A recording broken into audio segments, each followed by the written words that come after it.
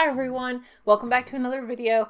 Also, I just realized looking at the camera, I look just huge now. Look at this. Oh my gosh. It's frightening. This is only 25 weeks. Like, what's it going to look like in 5 weeks or 10 weeks? Oh my gosh, I don't even want to think about it. Anyway, so welcome back to another video. I'm so sorry that I have not been posting videos as regularly. I was trying to do 2 per week, but then we started school back and it's been just mass chaos. We started back in person. I worked in person for 8 days before I was like, I probably should just stay at home because our case numbers are going up. And my job was such that, I could do it from home. So I thought, why wouldn't I? So anyway, I've been working from home and I've not had any time. You would think working from home would be easier. It is actually, for those of you who probably have done it, it is way more difficult. It is so time consuming and I've had very little free time to either read or film any videos. So the wrap up is going to be pretty short today. I've only read 4 books and I've not even read all of the 4 of them. It's like 3 books and a 10th of another book. Anyway, so let's talk about what I have read. I'll give you a brief summary, the pros, cons, and overall rating for each one. Okay. So the book I just finished, and I want to go ahead and do it first because it seems very Halloween-y, and today is Halloween, so I thought I might as well do this one first.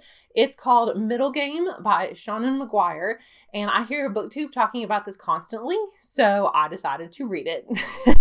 I bought it for our school library because it was an Alex Award-winning book, which means it says teen readers and adult books. It's like adult books, but teens also really enjoy them. So I thought this would be perfect for our library. I started buying a lot of Alex Award winners. At the time, I had never heard of this. When I ordered it, I didn't know how popular it was going to become, and I decided to read it before I even put it out on the shelf. So this is my first Alex Award winning book as well. Basically, it's about, well, and if I had to put it in a genre, that's the fun part, is that I see why they say that it sort of blurs the boundaries between genres, because it's not really sci-fi, but it kind of is. It's not really fantasy. It's not really fantasy. It's kind of mystery, but not really. It's kind of horror, but not really. I honestly don't know what genre you would classify this book as, but basically it's about these 2 people who start out, like, you kind of follow them their whole lives when they're young, all the way till they're like in their late 20s by the end of it. So they, their names are Roger and Dodger, of all things, and they were separated at birth. They're twins, and they were actually created in a lab by an alchemist. And this alchemist wants to basically rule the world. He wants to find this place called the Impossible City. And to get there, he has to travel the improbable road. They really don't explain what these terms mean very much, except to tell you that the Impossible City is kind of like Atlantis. It's like the same idea. It's like this lost, it's like this mythical city. It's like Mount Olympus or Atlantis or something. And the only way to get there is to have this like thing called the doctrine of the ethos, like embodied. I don't know. It's very strange. I don't know that I quite understood all of it either. And he used these 2 children to embody this doctrine so that he could get eventually to the improbable road. And the doctrine was going to become manifest in these 2 kids. And he actually did multiple experiments with multiple different sets of twins.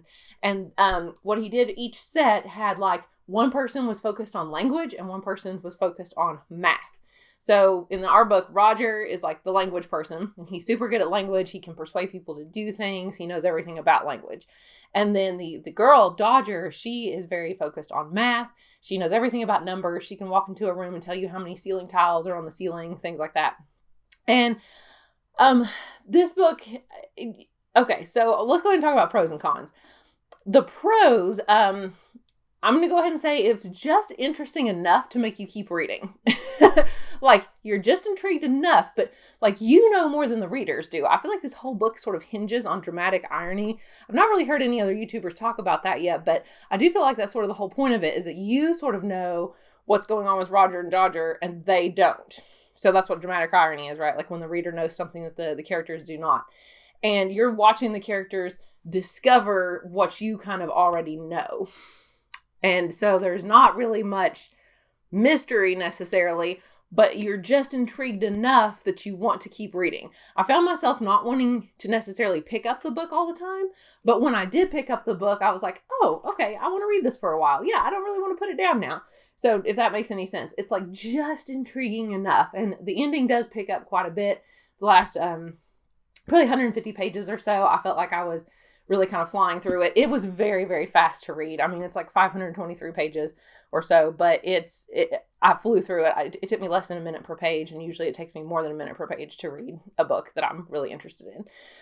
As far as the cons go, well, oh no, let me go back to the pros. The pros, the writing style. The writing style is so unique. I really enjoyed it. I know some people probably won't.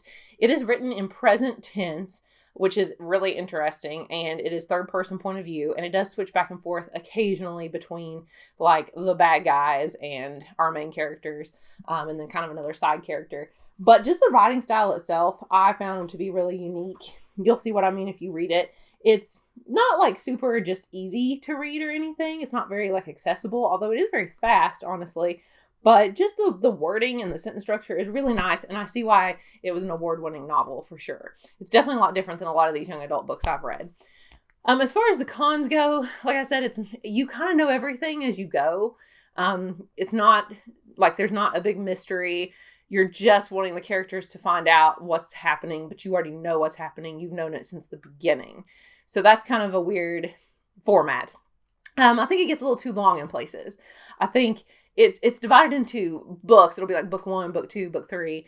And I think every time it would go to like a new one, I was like, okay, now something major is going to happen. Honestly, there's only like I would say there's only like 2 really major events in this entire book that happen in kind of the middle part of it, except for maybe the ending. But so it's a little bit slow moving would be my only complaint. And there's just a lot that you don't need. It's repetitive in places. If I had to hear again about how Dodger is not good at language, because we know her brother is, she's not very good with words. And they say that like every other page, and you're like, yes, I know, I get it. You please don't tell me that anymore. So some things the author just tries to really, drive that into our heads, I guess, but we already get it. So a little bit repetitive, a little bit annoying in that aspect. But overall rating, I don't even know what to do with this book. Like I said, it's really weird. The genre is really weird. I'm going to say but I was intrigued enough to keep reading. I would say like 3.5 stars.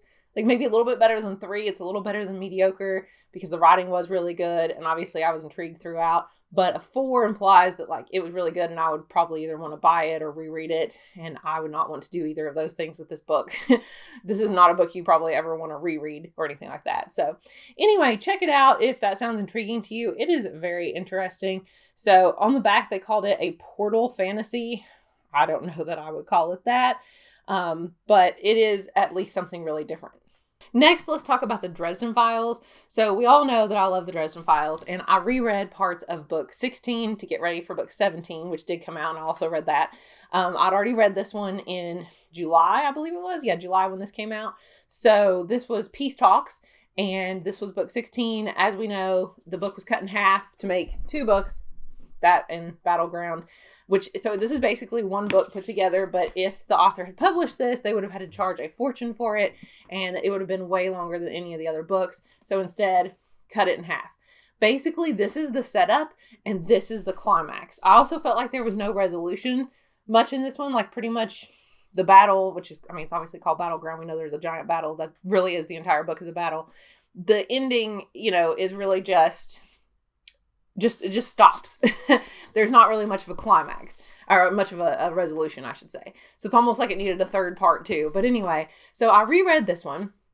As far as summary goes, I feel like I've given you the summary a million times and I'm just not going to do that anymore. So go look up the Dresden Files if you want more. The pros of this book are that, well, it is really short. It is, if you like the part of the Dresden Files that is the setup, then you will like this part. And if you like the part that is more the action, you'll like this part.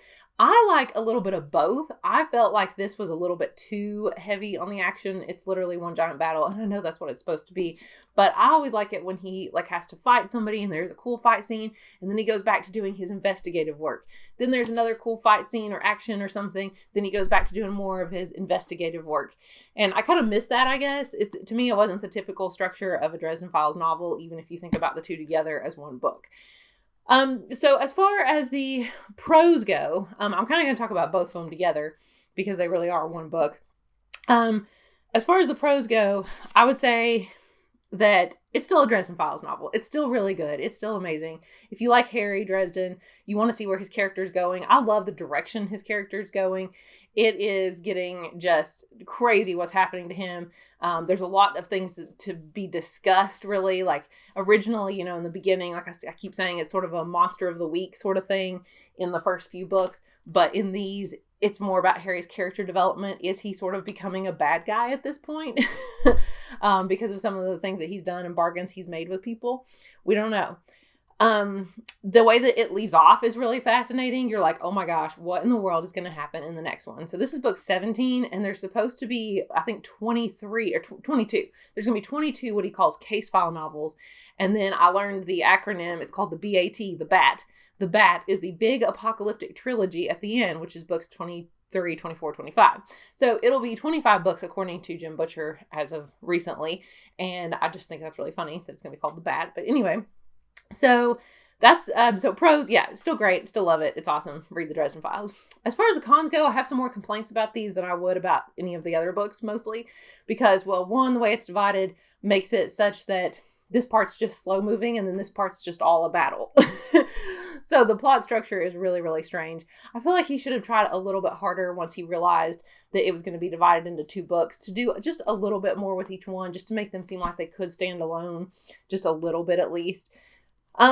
This one, as far as, like I said, the cons go, there's a main character that dies.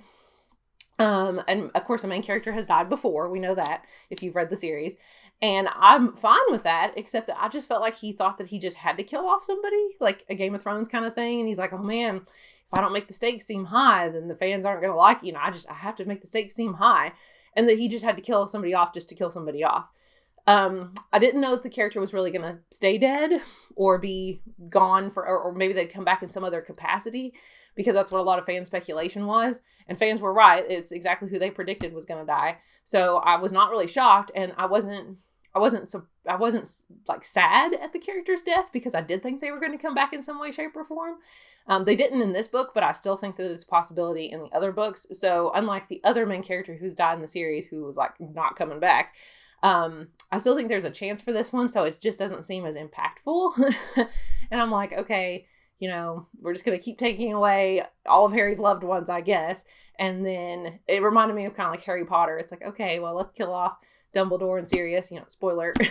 And, then Harry is by himself to do what he has to do. But in this case, it's like, I don't know why he would have to kill all these people off. But anyway, so there was that. Yeah, I don't know. It just wasn't as good to me as like books 14 and 15, honestly. Overall rating, I don't remember what I gave this one. I think I gave it 5 stars. I mean, I'm still going to give this. Actually, you know what? I might give this 4.5, which is crazy because I always give Dresden Files books 5 stars.